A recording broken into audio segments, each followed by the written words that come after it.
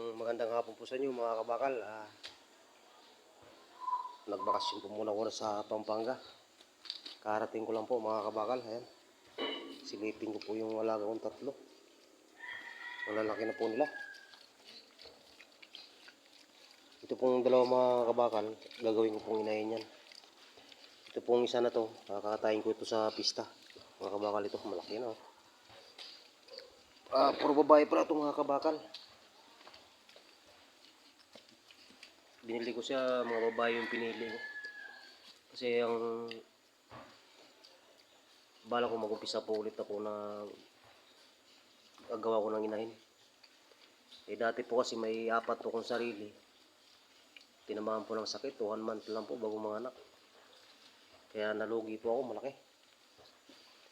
Mga kabakal, puro babae po yan.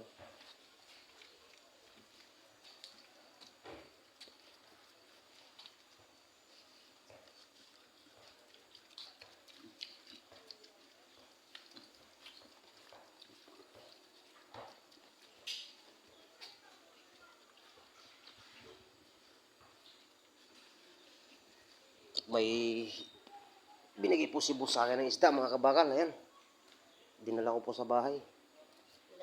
Ayan po. Ayan, yung cream dory po mga kabakal. Ayan. Ano ko siya, fish fillet. Libre pang ulam man to mga kabakal. Ayan, nilinis po ng anak ko.